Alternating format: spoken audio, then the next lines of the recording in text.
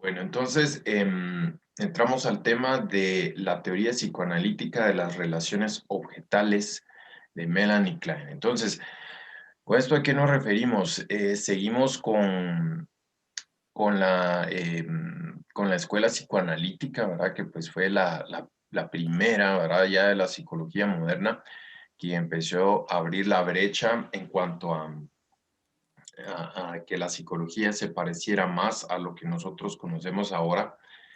Y bueno, tenemos aquí a Melanie Klein, ¿verdad? También puramente influida por Sigmund Freud, ¿verdad? Vamos a ver pues algunas particularidades, ¿verdad? Algunas herencias, por así decirlo, de la teoría de Freud que pues Klein adoptó en un sistema de ideas pues ya distinto al de él, ¿verdad? Creo que pues una manera de comprender la teoría de Melanie Klein, es decir, bueno, esta es la teoría que viene a complementar la teoría de Freud y que pues también hace enfoque en ciertas cosas que Freud no le puso tanto de atención, ¿verdad? Y a la vez también viene a dar ella su opinión de otros constructos, otras ideas, ¿verdad? Que Freud ya había expuesto, pero pues ella le da su propia visión que de nuevo, ahora pues es algo ahí que está fundamentado. Entonces, para pues tener una idea general de lo que habla la teoría de Melanie Klein, es de que pues esta es una teoría que aparece a partir de cuidadosas observaciones de niños. Se enfocó específicamente en niños de entre 4 a 6 meses de edad. Entonces, pues de nuevo, tenemos que entender la época en la que nacen las personas y en medio de qué situaciones lo hacen. Entonces, de nuevo, miramos cómo, pues, esta es una autora que se enfoca en los niños. Bueno, pues, ahorita también sale a colación el tema, ¿verdad? De lo que les había mencionado de Anna Freud.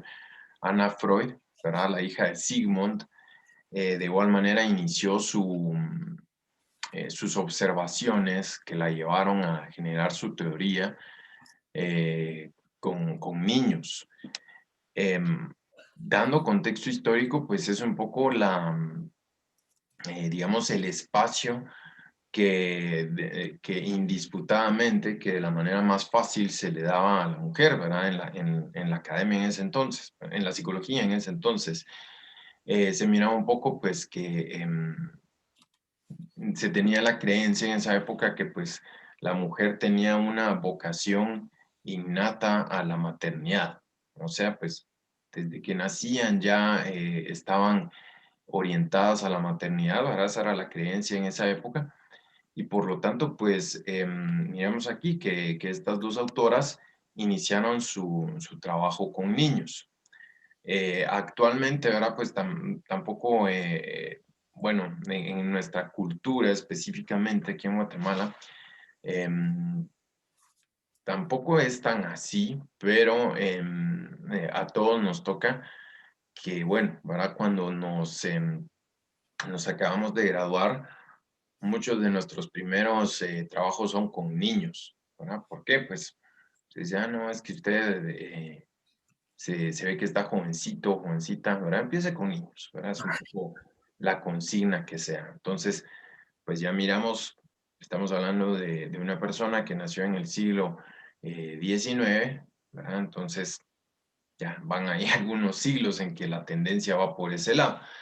Pero lo que hay que resaltar aquí de la diferencia entre las observaciones de Melanie Klein es que se enfocó en niños de entre 4 a 6 meses de edad.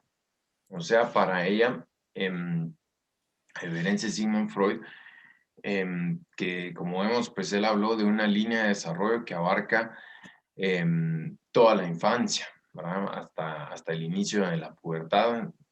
Y bueno, ¿verdad? Pues también explica pues ya cómo se llega a la adultez, ¿verdad? Pero Klein fue mucho más específica enfocándose pues en estos meses.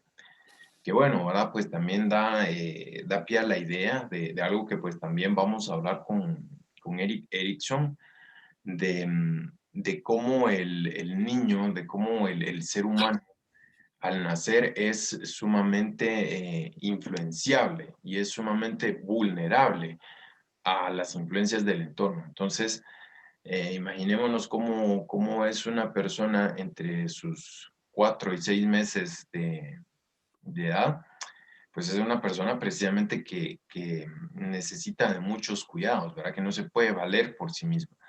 Ujú. Entonces, eso, ¿verdad? También evidencia la naturaleza, em, eh, la naturaleza que necesita cuidado y por lo tanto está a la merced, ¿verdad? De todo el ambiente que está a su alrededor. Entonces, como habíamos visto en el título, hablando de la teoría de las relaciones objetales, ¿verdad? Hablamos ahí de una relación. Entonces, vamos a ver pues esta afirmación que hace Melanie Klein, ¿verdad? Que pues nos puede parecer un poco descabellada, un poco, no sé, con poco respaldo en la realidad, pero pues vamos a ver que pues tiene bastante sentido. Pero pues Melanie Klein mencionó que la relación con el pecho materno, precisamente estamos hablando de un niño, ¿verdad? Entre 4 y 6 meses, precisamente un bebé lactante, estamos hablando. Esta relación sirve como el prototipo para las posteriores relaciones con objetos complejos, ¿ok? Entonces, aquí ya podemos ver ciertas cosas. En primer lugar, pues es el hecho de que con esto que menciona aquí de posteriores relaciones, aquí es donde se ve la herencia psicoanalítica de Melanie Klein, ¿verdad? Ella, pues bueno, recordemos lo que hablaban los psicoanalistas que hemos visto, y es que distintas ideas, o como bien habíamos discutido en la semana anterior, tal vez no ideas, sino distintos productos mentales que se generan naturalmente, son los que van condicionando y son los que van marcando la pauta de cómo nos vamos relacionando con las demás personas. Y en general hablaban los otros psicoanalistas, en general, todos estos productos inconscientes son los que generan nuestra experiencia de vida. Lo que estamos viviendo viene como consecuencia del inconsciente. Pues Melanie Klein, en cierta medida, fue pues más específica en ese sentido. Pues nos habló de que pues nuestras relaciones posteriores, para todas las relaciones que vamos haciendo en nuestra vida, son una repetición, ¿verdad? Aquí hablamos también de que es un prototipo, ¿verdad? Un prototipo es un modelo inicial, ¿verdad? Para una producción en masa. Entonces, de igual manera, aquí hablamos que la relación con el pecho materno es la que se viene ahí repitiendo con todos los demás objetos complejos. Vamos a entrar ya más en detalle de lo que son los objetos, pero por así decirlo, objetos complejos, ¿de qué estamos hablando? Otras personas, nosotros, la idea de nosotros mismos, la sociedad y distintas instituciones, todo eso viene a ser pues lo que Melanie Klein determina como objetos complejos. O sea, en pocas palabras, esta relación se viene a repetir con absolutamente todo lo demás que yo me voy a relacionar en mi vida posterior. Entonces, para ver un poco aquí la perspectiva general, este enfoque se distingue de la teoría de Freud por el hecho que cambia el foco de lo biológico a lo interpersonal. ¿Ok? Entonces, aquí estamos hablando de una teoría donde no es tan importante, y lo vamos a ir viendo, el desarrollo neurológico. Con Freud no lo hablamos tanto, ¿verdad? Porque pues fue una sesión corta, pero Freud, ¿por qué habló de esas etapas? ¿Verdad? Que pues empezamos en la oral, luego pasamos a la etapa anal, posteriormente la etapa fálica, latencia y etapa genital. ¿Por qué ocurría eso? Pues porque Freud, pues no fue que lo decidió de una manera antojadiza, sino recordemos, él siendo doctor, pues conocía claramente la línea de desarrollo neurológico que lleva cada individuo y pues por eso mismo es que pues él lo determinaba de esta manera, ¿verdad? Él describía, bueno, el desarrollo neurológico inicia pues por el área de la boca, posteriormente se adquiere el control de los esfínteres, luego se van inervando los órganos sexuales y posteriormente pues los cambios hormonales dan lugar a la pubertad y pues cuando eso se tranquiliza pues ya la persona pues puede llevar una vida sexual heterosexual satisfactoria, ¿verdad? Fue lo que mencionó Freud en base a eso. Pero Klein no le importó tanto eso. O sea, aquí hablamos de la relación persona a persona, ¿verdad? Eh, Más puntualmente, pues se refiere a la relación con la madre, ¿verdad? Que pues hablamos aquí de la lactancia, Mm, lo cual también es un poco más, ¿cómo les explico? Un poco más viable, ¿verdad? Digamos, en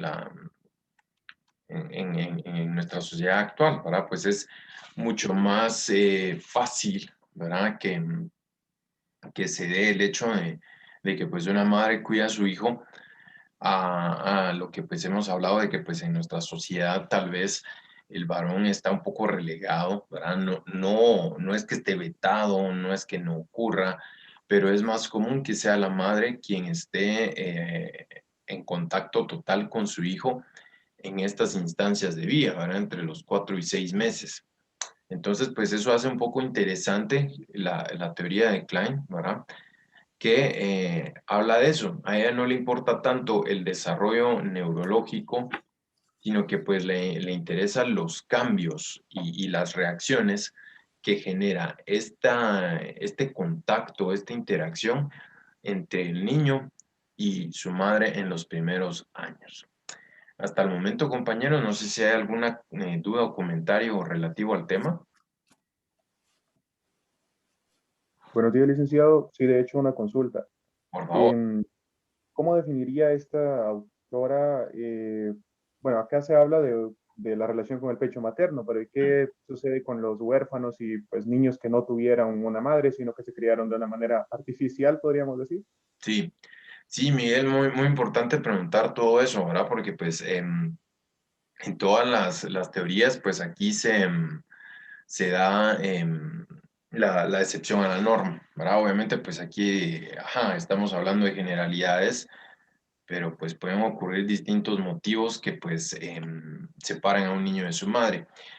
Regresemos también un poco al contexto. En ese entonces, pues bueno, incluso tal vez ahora, pues definitivamente mucho menos, pero en ese entonces se hablaba de nodrizas, ¿verdad? De mujeres que pues se dedicaban precisamente a amamantar, ¿verdad? Niños que pues precisamente caían en la orfandad y todo eso, entonces, por así decirlo, como que pues esa función se llevaba a cabo en ese entonces, ¿verdad? Pero como bien menciono, ahora pues esta institución de las nodrizas, pues actualmente yo estoy seguro, ¿verdad? Que se ha de dar, pero pues no con tanta prevalencia como en ese entonces.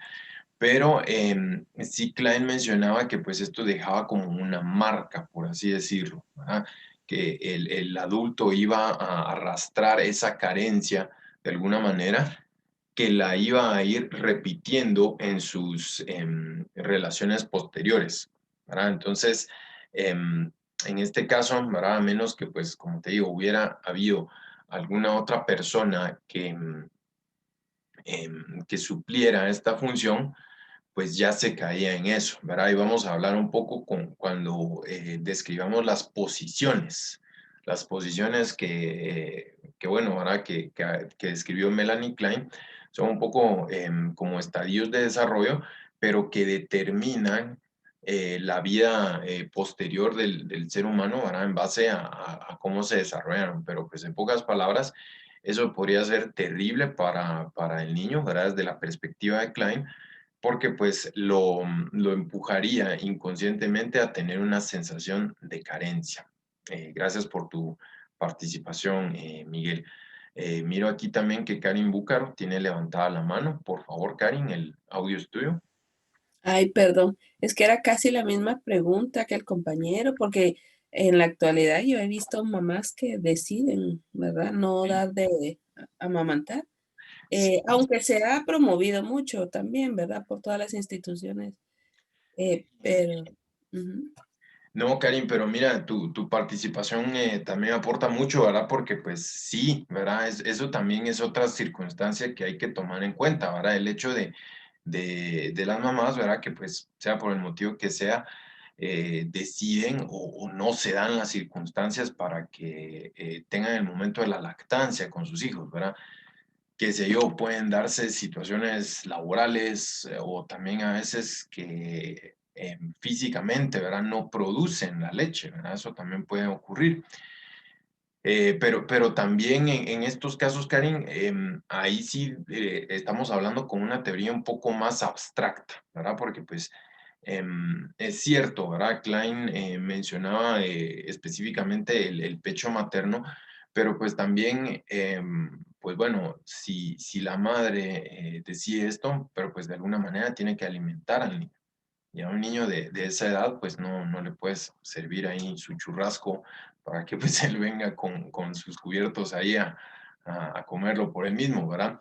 De alguna manera, pues ese niño tiene que ser alimentado, ¿verdad? Entonces, tal vez no sea puramente con una lactancia materna, pero sí el hecho, ¿verdad? Te imaginas de pues cargar al bebé, tenerlo aquí con la pacha, ese cuidado, eso, ¿verdad? Puede suplir un poco la lactancia, que también si te das cuenta, ¿verdad? Pues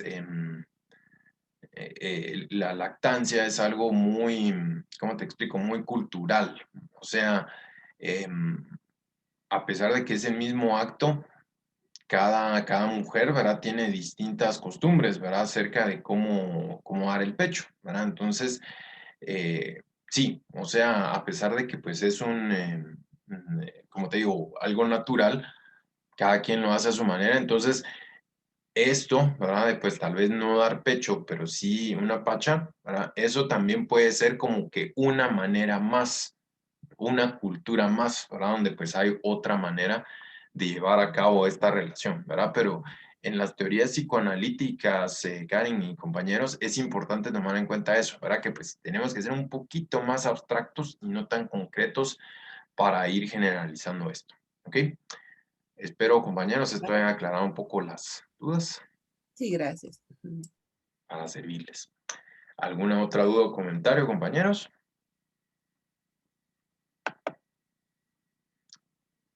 Muy bien, continuamos entonces.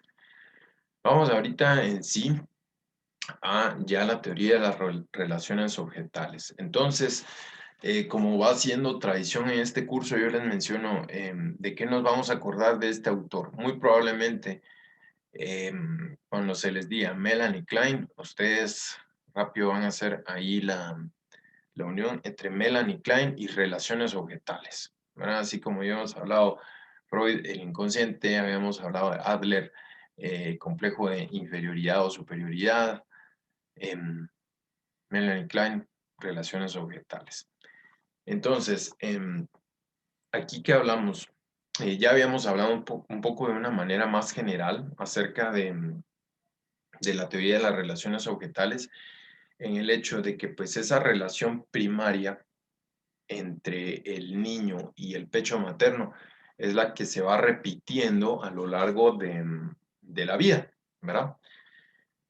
Entonces, de nuevo, ¿verdad? Pues aquí hablamos de qué es en lo que se enfoca. Y en este caso estamos hablando de lo que Klein describió como pautas sistemáticas de las relaciones interpersonales. ¿Ok? Entonces, enfatizamos, ¿verdad? Estamos recalcando lo que les había mencionado, de que pues para Klein, ¿qué es lo que importa? Las relaciones, ¿verdad? Entre persona y persona. Y por otra parte, em, estas no son relaciones que se den, digamos, de una manera aleatoria, lo describió, sino de nuevo, ¿verdad? Volvemos un poco aquí al contexto histórico en el que sale esta teoría, ¿verdad? Y habla de que son pautas sistemáticas. O sea, por pautas sistemáticas estamos hablando de que de una manera organizada, de que de una manera ciertamente predecible, se podía esperar eso, ¿verdad? De que pues el niño tuviera este momento de lactancia con la madre, ¿verdad? O sea, sí, en la época en que Klein desarrolló su teoría, con amplia, en la amplia mayoría de los casos, pues se daba esto, ¿verdad? También yo creo que pues eso tanto no ha variado, ¿verdad? Actualmente pues sí, es cierto, como bien mencionaba Miguel, como bien mencionaba Karin, ¿verdad? Hay ciertas situaciones donde pues la lactancia eh, no se da, o se da de una manera muy sui generis, ¿verdad? Muy propia. Pero en cierta medida, ¿verdad? Si nosotros tenemos una idea de cómo va a ser el desarrollo de un niño, nos hacemos a la idea de que pues va a ser amamantado por su madre, ¿verdad? De que van a tener ahí el momento de lactancia. Eso es algo que pues nosotros sistemáticamente podemos asumir que es la pauta, ¿verdad? Entonces, en eso se basó Klein para empezar a desarrollar su teoría. Entonces, esta es una teoría orientada a la relación materna, ¿verdad? A la relación de la madre. Como les repito, ahora me queda a mí un poco el mal sabor de boca de lo que pues, no se explicó con Freud, ¿verdad? Porque pues, nos ayuda a entender a Klein, ¿verdad? Y entender cómo son complementarias estas teorías, ¿verdad? Pero Freud fue ampliamente reconocido por su complejo de Edipo, ¿verdad? Todos tal vez lo hemos escuchado, seguramente pues hasta que vinimos a este curso ya tuvimos una explicación académica de lo que esto se refiere, pero pues en cierta medida buen grupo de la población, si les hablamos de complejo de Edipo, tienen una idea. Entonces por eso llegó a ser conocido.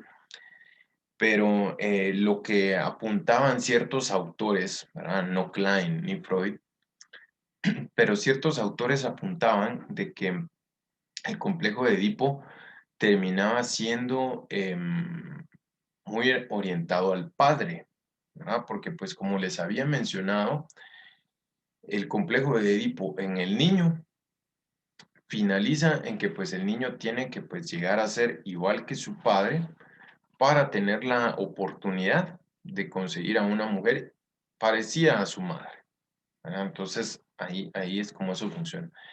Y por el lado de la niña, el complejo de Edipo tiene la dinámica en que la niña es decepcionada por el padre y por lo tanto pues ella la solución que encuentra es ya sea en la maternidad o en otras soluciones que ahí había mencionado Freud, ¿verdad? Pero a la larga, em, tal vez aunque no muy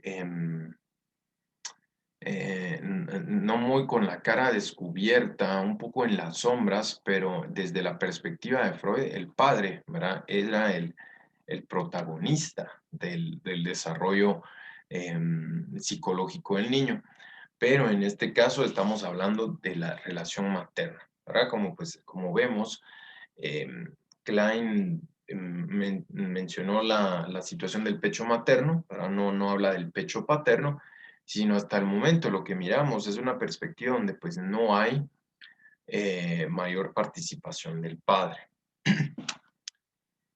Entonces aquí hablamos que la motivación principal de las personas es el contacto y las relaciones entre humanos por sobre el placer sexual, ¿verdad? De nuevo, pues aquí ya vemos un choque, ¿verdad? Pues precisamente con la teoría freudiana, que pues se recuerdan, ahí hablábamos de la libido, ¿verdad? Que es esa fuerza de leo que empuja para que pues el ser humano se satisfaga, pero que pues sabemos que esa fuerza tiene un carácter sexual, ¿verdad? Y también yo creo que pues fue en esta sección que lo discutimos, ¿verdad? Que pues si hablamos de puramente sexualidad como el acto sexual, ¿verdad? Pero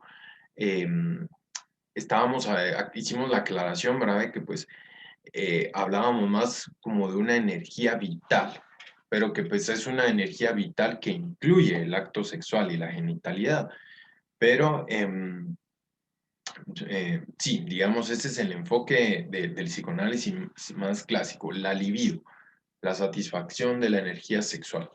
¿Verdad? Entonces aquí ya Klein rompe un poco con eso, ¿verdad? Y pues habla del hecho de que pues la motivación principal de las personas es el contacto, el que haya una relación con otra persona, ¿verdad? El que haya ese intercambio de interacciones es la mayor motivación. Y yo creo que pues a la larga no es tanto que pues se contradigan estas teorías, sino que pues como lo hablamos al principio del curso, tenemos que tener distintas visiones del ser humano porque todos los seres humanos somos diferentes y a la vez también cada uno de los seres humanos somos, por así decirlo, complejos, ¿verdad? No es solo una cosa lo que nos guía, sino son varias, ¿verdad? Entonces yo creo que pues esto es algo que desde una perspectiva teórica, claramente, y más que teórica, práctica, ¿verdad? Claramente pueden coexistir, ¿verdad? No solo vamos como seres que buscan satisfacer sus deseos inconscientes, sino bueno, también aquí hablamos de un deseo inconsciente, ¿verdad? Pero el deseo inconsciente no va únicamente por satisfacernos sexualmente, sino también sencillamente por tener ese contacto y esa relación con otra persona. Entonces, como les repito, podemos ver muy claramente cómo esto viene a complementar más allá que a corregir la teoría de Sigmund Freud. Entonces, esto, aquí lo venimos a puntualizar y habla. Los círculos académicos consideran la teoría de Klein como la contraparte maternal que responde y complementa a la teoría paternal de Freud, ¿verdad?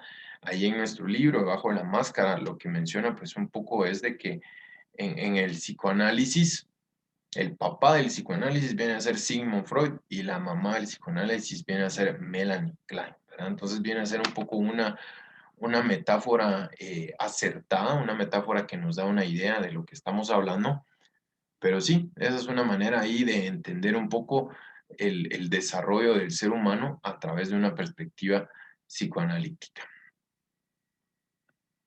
¿Dudas o comentarios hasta el momento, compañeros? Muy bien. Entonces vamos a entrar ahorita ya más en los detalles de la teoría. Entonces, entrando ya más en cuestiones específicas acerca de esta teoría, Klein mencionó que al principio de la vida los niños no son una pizarra en blanco. O sea, pues aquí esto nos puede abrir un gran debate, ¿verdad? Interesante de ver qué opinamos, ¿verdad? Si cuando nacemos no sabemos nada o si hay más de algo que nosotros sepamos que traemos como un conocimiento innato. Creo que pues aquí estaría un poco dividida la opinión de la clase, ¿verdad? Habrían algunos que dicen, no, mire, es que cuando uno nace uno viene a aprender todo, uno viene en blanco. Otros van a decir, no, hay ciertas cuestiones ahí que vamos bien. Recordemos también, ¿verdad? Ya habíamos hablado en la teoría de Carl Gustav Jung, los arquetipos, ¿verdad? Estos productos mentales, imaginarios, que pues están en nuestro inconsciente y que en cierta medida son heredados, ¿verdad? Producto del inconsciente colectivo. Eso es de lo que hablaba él. Entonces, esto sí viene un poco a ser parecido a lo que mencionaban Klein, ¿verdad? Klein no habló de un arquetipo, no habló de un inconsciente colectivo, pero sí habló de una predisposición heredada a reducir la ansiedad que sufren a causa del instinto de supervivencia, ¿verdad? Entonces, aquí ¿qué estamos hablando? Que desde la perspectiva de Klein, nadie a nosotros como seres humanos viene a enseñarnos y nos dice, O sea, nunca vino nuestro papá o nuestra mamá, nos sentó, ¿verdad? Cuando ya tuvimos raciocinio y nos dijo, mira, mijo, no te muras, cuida tu vida. Yo, bueno, obviamente pues la experiencia humana varía de persona en persona, pero dudo mucho que hayan venido con nosotros a decirnos eso, ¿verdad? A ciertas edades, y que a raíz de eso, ¿verdad? Nosotros hayamos reflexionado y hayamos dicho, sí, voy a cuidar mi vida, ¿verdad? Eso es algo que pues observó Melanie Klein, ¿verdad? De que pues como seres humanos pues nosotros buscamos la supervivencia y es algo general, ¿verdad? Para todos los seres vivos. O sea, nosotros miramos que los animales de igual manera, no es que alguien les enseñe, sino que pues ellos naturalmente buscan su supervivencia. Incluso hablamos de las plantas, ¿verdad? Miramos cómo ciertas plantas pues en la medida de que van creciendo, ahí van buscando, pues tal vez donde hay más humedad, donde hay más luz, y en cierta medida buscan la supervivencia. Y ahí sí en la planta, pues díganme cómo, para cómo poderlo aprender. Entonces, Klein observó eso y es parte importante de lo que genera su teoría. Vamos a ver ahorita por qué. Entonces, la teoría de las relaciones objetales se basa en la suposición que el niño, desde que nace, posee una fantasía activa. ¿Verdad? Vamos ahí a ver qué es una fantasía activa, ¿verdad? Pero para hablar de las fantasías son representaciones psíquicas de instintos inconscientes del ello. O sea, aquí miramos una explicación muy en los términos de Freud, ¿verdad? Pues aquí hablamos instintos inconscientes del ello. Entonces, recordemos, ¿verdad? El ello estaba aquí estaba el yo, el mediador, y aquí estaba el super yo, por así decirlo, como que el policía, como que el que busca que nos apeguemos a la sociedad. Entonces, aquí está empujando el ello con lo que habíamos hablado de la fuerza de la libido, y por este otro lado, aquí empuja el super yo con su fuerza de la represión. Esta es ahí la teoría dinámica de Sigmund Freud. Pero pues aquí, ¿qué es lo que estamos hablando? De que este empuje de la libido, este empuje que es inconsciente, que busca satisfacción, genera en nuestro inconsciente, genera en nuestra mente más primitiva, ciertas representaciones, ¿verdad? De cómo se dan esas satisfacciones, ¿verdad? Nos imaginamos cómo va a darse esa satisfacción. Y, y Klein, ¿verdad? También mencionaba de que pues no es lo mismo, ¿verdad? Estas fantasías activas de todas las otras fantasías que uno tiene. A veces, qué sé yo, cuando uno ya está a punto de dormirse, uno está cansado ahí después de un largo día, y uno dice, bueno, si yo fuera tal vez millonario y ahorita podría, en vez de tener que madrugar para trabajar, estar durmiendo, amanecer ahí en un jacuzzi y que mi chef privado me haga el desayuno más sabroso del mundo para mañana sábado a las 11 de la mañana que yo me despierte, ¿verdad? Eso ya es algo que yo estoy imaginando desde mi lado consciente.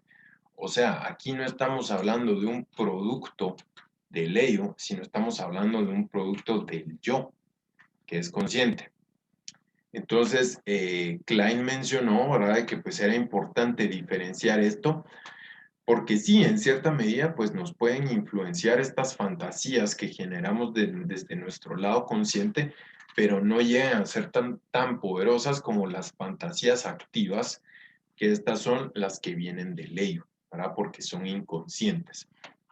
Entonces aquí miramos de que pues sí, puramente Klein está muy del lado de los psicoanalistas, que hablan de que en la medida que nosotros no conocemos nuestras motivaciones, estas motivaciones tienen mucho más poder sobre mí.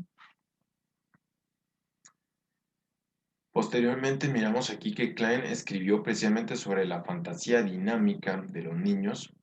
Ella sugirió que los recién nacidos podían expresar pensamientos en palabras, sino que simplemente quería decir que poseen imágenes inconscientes. De nuevo, pues esto aplica mucho a lo que habíamos hablado la semana pasada, ¿verdad? Pues que no, ¿verdad? Que ideas no heredamos, ¿verdad? Como lo mencionaba Jung, sino que heredamos todos estos productos inconscientes que, bueno, ¿verdad? Se transforman en arquetipos y complejos, ¿verdad? Entonces, esto también es muy, va muy en consonancia, ¿verdad? Con Klein. Jung y Klein aquí también estaban en este sentido, ¿verdad? Pues el hecho de hablar de que pues lo inconsciente no solamente pues son estas ideas, son estos autodiálogos que tenemos, sino vienen a ser esas imágenes, ¿verdad? Y, y, ¿Y por qué aclarar esto? Porque pues recordemos, un niño al nacer no tiene la capacidad de generarse este autodiálogo si no puede dialogar ni con él ni con nadie, ¿verdad? Entonces, es por eso que pues el inconsciente y las ideas de un niño en general están llenas de estas fantasías, de estas representaciones, porque no tienen cómo verbalizar esas ideas. ¿Queda clara esta parte?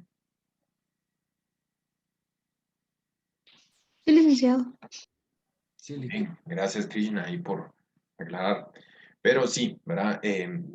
Es en esto, ¿verdad? Que pues estamos hablando de que pues no son ideas así en palabras, sino son ideas más en imágenes, sentimientos, los que genera el inconsciente. Entonces, precisamente, esta es una clara idea de lo que estamos hablando.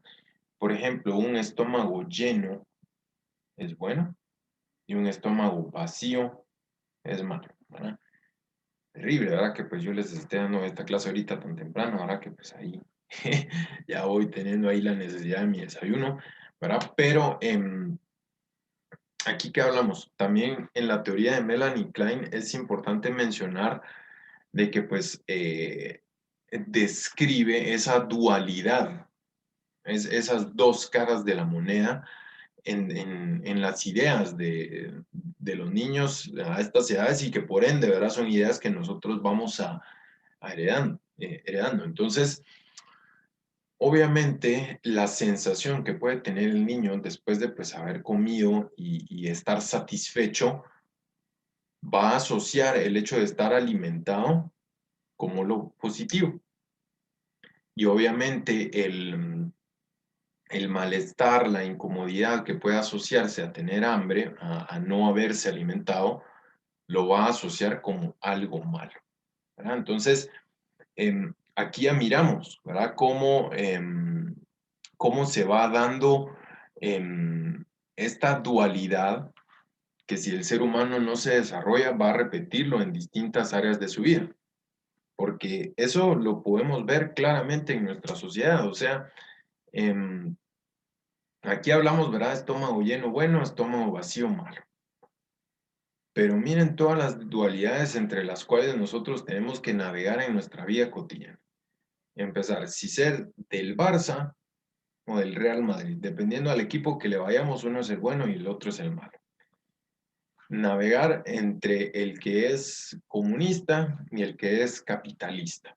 Y uno es el bueno y otro es el malo, dependiendo de nuestras ideas. Eh, Navegar entre el que es católico o el que es protestante, ¿verdad? Y en esas dos aguas, ¿verdad? Dependiendo de cuál es nuestra religión, miramos cuál es la buena y cuál es la mala. Entonces sí, ¿verdad? Klein lo explica bien, ¿verdad? Que pues aquí ya vemos el porqué de estas dualidades que se dan en nuestra sociedad.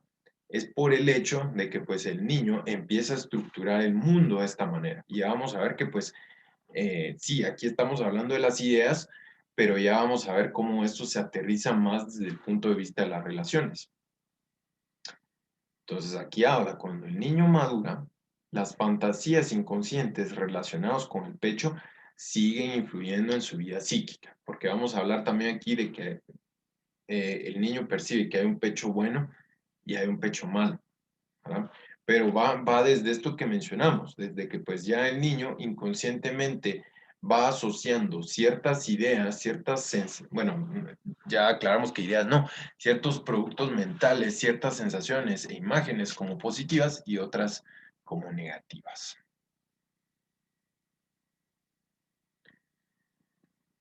Entonces, aquí hablamos de los objetos, ¿verdad? Precisamente es la teoría de relaciones objetales, ¿verdad? Relaciones hacia los objetos. Entonces, Klein compartió con Freud la noción de impulsos, o sea, fuerzas inconscientes que buscan nuestra satisfacción. Y al hablar de impulsos, es imperativo describir el objeto del impulso, ¿verdad? Entonces, ¿a qué hablamos? De que los impulsos o las pulsiones, como pues lo habló Freud, tiene un objetivo, ¿verdad? No es solo el hecho de decir yo quiero bailar con quién, o el hecho de decir yo quiero comer, pero ¿qué quiero comer?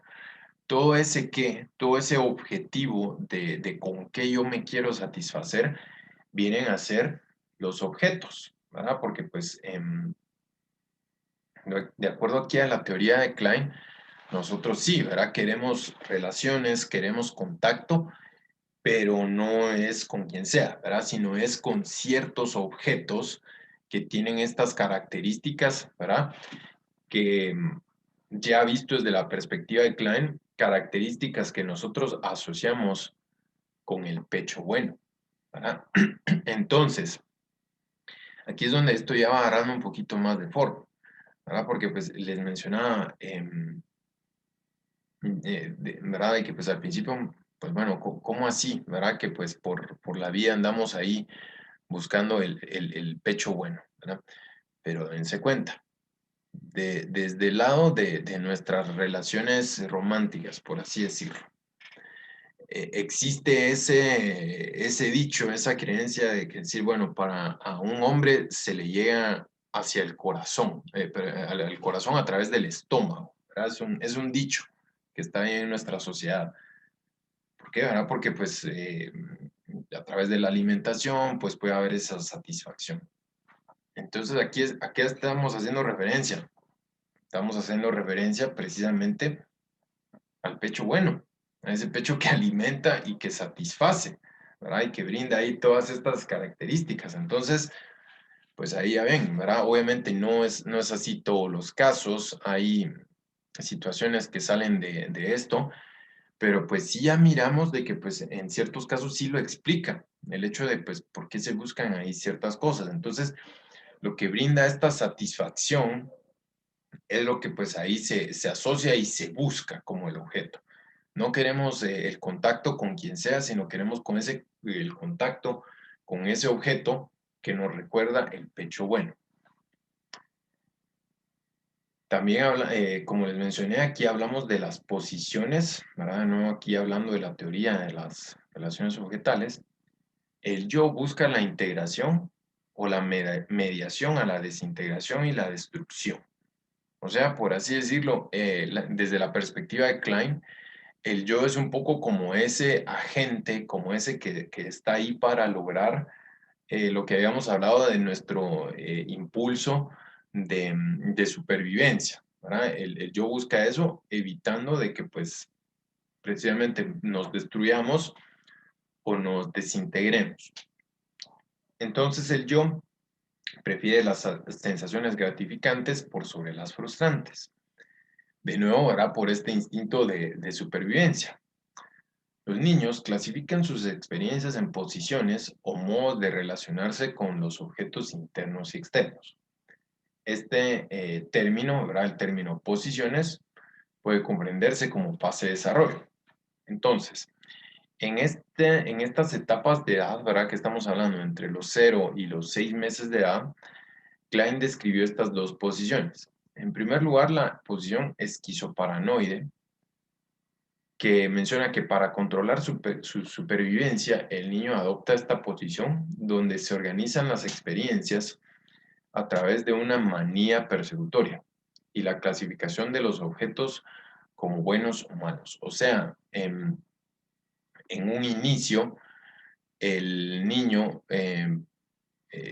tiene esta percepción de que está siendo perseguido y de que pues los objetos buenos lo alejan de su perseguidor, ¿verdad? Y lo ponen más a salvo, y que los objetos malos, ¿verdad? Son los instrumentos de sus perseguidores para pues hacerlo sentir mal, ¿verdad? Entonces en estas edades el niño piensa que todo es él, ¿verdad? De que pues todo tiene que ver con él y por lo tanto, ¿verdad? Pues huye de lo bueno, huye de lo malo y busca lo bueno.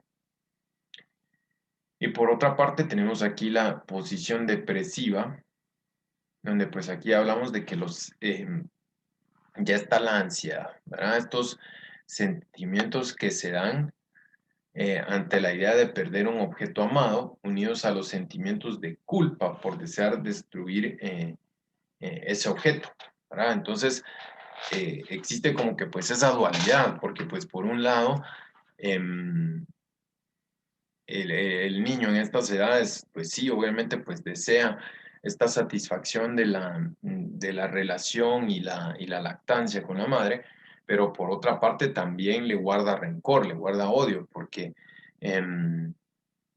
¿cómo es eso de que pues hay ciertos momentos en que el niño pasa hambre, ¿verdad? Entonces esta hambre no la perdona el niño, es implacable a estas edades y a la vez tampoco queda satisfecho. Entonces coexisten en él estos dos sentimientos, ¿verdad? El de la satisfacción y el de la insatisfacción. Y entonces esa culpa, ¿verdad? Aparece por el hecho de desearle el mal a su objeto querido, ¿verdad? Entonces eso genera pues ahí la ansiedad a causa de esto, ¿verdad? Entonces em, son como pues ciertos estadios del desarrollo que pasa el niño hasta pues ya posteriormente em, verlo de otra manera. Y bueno, entonces también Klein habló de estructuras del desarrollo. Recordemos lo que habíamos hablado con Freud, del ello, yo y superyo. Esas son las estructuras psicodinámicas. Y Klein habló también de ellas, solo que pues ella las conceptualizó de otra manera. Entonces, Klein afirmaba que el yo, comprendido como sentido que cada individuo tiene de sí mismo, ¿verdad? O sea, la idea de cada quien, ya vamos viendo ahí que cambia un poco, ¿verdad? En la perspectiva de Freud alcanza la madurez bastante antes de lo que supuso Freud. Por así decirlo, para Klein, ya nosotros nacíamos con cierto sentido de nosotros mismos. Afirmó que aunque al nacer el yo se encuentra bastante desorganizado, es lo suficientemente fuerte como para sentir ansiedad, usar mecanismos de defensa y formar relaciones objetales, ¿verdad? Que es lo que pues ya miramos que ella describió con su teoría. El yo comienza a evolucionar con la primera experiencia del niño con la comida, ¿verdad? Lo que venimos hablando de la lactancia. El niño reconoce al pecho bueno que brinda la comida, pero el niño también conoce el pecho malo que se le desaparece o le niega el alimento en algunas circunstancias, ¿verdad? Entonces, eso, ¿verdad? Esa diferencia entre pecho, yo, pecho malo, ¿verdad? Es la evidencia de que pues ya a ciertas edades el niño, el individuo, ya se puede diferenciar de lo demás, ¿no? No es tan así como sentirse uno con el mundo, sino que pues eso sí lo tiene. Y por otra parte, ay, no lo puse aquí, pero aquí estamos hablando del superior. Ah, no, sí, aquí está, el superior. Se conceptualiza como una estructura inflexible y cruel, causante de sentimientos de culpa, el superyo. Cuando el superyo actúa en niños menores, en vez de generar culpa, genera terror. O sea, ya habíamos hablado en la posición depresiva que bueno, ¿verdad? El niño puede sentir esa culpa por desearle el mal también a su objeto amado, pero pues es a través del superyo. Entonces eso es evidencia de que pues desde antes de lo que pensaba Freud, ya había superyo, que es lo que genera esa culpa, pero pues tal vez en los niños más pequeños, en vez de generar culpa, solamente les genera un miedo, que no entienden por qué, que es considerado como el terror. Y entonces, compañeros, pues ya vemos, aquí tenemos otra perspectiva del psicoanálisis que pues sí, viene a ser algo que completa otras ideas, pero pues también nos habla de que pues el psicoanálisis también se puede enfocar más en las relaciones interpersonales que pues en todo lo que hemos visto con los demás autores. Entonces, compañeros, no sé si hay alguna duda o comentario antes de que hablemos de la tarea. Sí, perdone que le mencione hasta ahorita, pero yo me quedé un poco perdido con la posición esquizoparanoide. Es que no, o sea, no entendí cómo exactamente a qué se refiere, disculpe. No, Miguel, excelente, gracias ahí por tu pregunta, vamos ahí a aclarar. Entonces, vamos aquí paso a paso. Ahí, regresemos. Habíamos hablado desde un inicio, Miguel, que como seres humanos tenemos esa tendencia innata de buscar la supervivencia, ¿verdad? Entonces, aquí ya iniciamos por eso. El niño nace con esa tendencia, con ese impulso, ¿verdad?, de estar vivo. Entonces, a estas edades, ¿verdad? El niño pues mira como pues difícil esa supervivencia, ¿verdad? Por todo esto que hemos mencionado. Date cuenta, bueno, todos nosotros cuando nacemos somos seres muy débiles, muy necesitados de cuidado. Entonces, por lo mismo, todo se puede ver como una amenaza. ¿A qué me refiero? Por ejemplo, con el clima frío, si, qué sé yo, a la mamá se tarda un segundo en ponerle la colchita al niño antes de que le dé frío, él ya percibe eso como una amenaza, ¿verdad? Entonces ahí ya vamos viendo desde ahí todo esto, ¿verdad? Recordemos también lo que hablamos, ¿verdad? De cómo las sensaciones, si son negativas o positivas, se estructuran como buenas o malas, ¿verdad? Entonces, a esta edad, todas las experiencias se pasan como por el filtro de esta manía persecutoria, ¿verdad? Y por manía persecutoria me refiero al hecho de que pues como que lo quieren matar. Por ejemplo, ponete a pensar en algún, digamos ya en esta situación de la paranoia, como lo hemos visto caricaturizado tal vez en casos de adultos, ¿verdad? Pues es una persona que pues cree que pues en cada esquina hay asesinos que lo quieren matar. Entonces, en cierta medida, el niño tal vez no va a pensar, ¿verdad? Que hay un plan elaborado detrás de él para matarlo, pero lo que va a pasar es que todas las experiencias desagradables que siempre tenemos, ¿verdad? Siempre han habido y siempre van a haber, ¿verdad? Experiencias desagradables, todas las mira como una amenaza a su supervivencia, ¿verdad? Entonces, a través de eso, los objetos que lo hacen sentir bien, los termina estructurando, los termina organizando como objetos que le sirven para su supervivencia. Y todos los objetos, ¿verdad? Por otra parte, con los cuales él no se llega a sentir bien, son los que considera que lo están amenazando de muerte. Entonces va por ese lado, ¿verdad? Cómo percibe el mundo un niño de pues entre 0 y 4 meses. Ahora ya queda un poco más claro, Miguel, Sí, licenciado, muchas gracias. para servirte, Miguel. ¿Más dudas o comentarios, compañeros? Sí, yo Claro, tengo Melanie.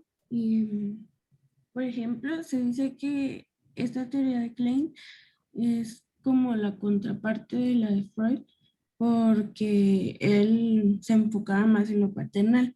Ujú. Entonces, no sé si se podría decir que estas dos teorías se complementan como para formar tanto la parte maternal como la paternal.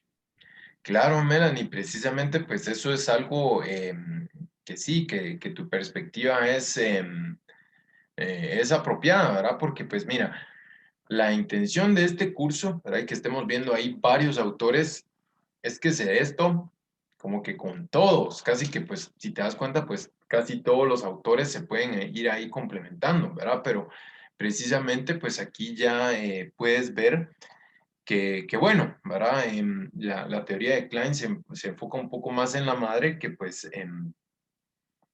sí, ya viste que pues es una perspectiva completa y te puede servir, ¿verdad? Porque pues, por ejemplo, si estás trabajando con una persona que te viene a hablar acerca de su mamá, pues sí, es cierto, Freud te puede funcionar, pero tal vez te sirva un poquito más Klein, ¿verdad? O alguien que te dice que está teniendo problemas con su papá, te puede servir un poco más Freud. Entonces, la intención de todo esto es de ver varios autores para que pues tú puedas saber diferenciar cuál es el más apropiado para cada situación que estés abordando. Y sí, ¿verdad? Ver qué teorías ahí se pueden ir más de la mano y cuáles pues están un poco más en desacuerdo. Gracias. Muy bien.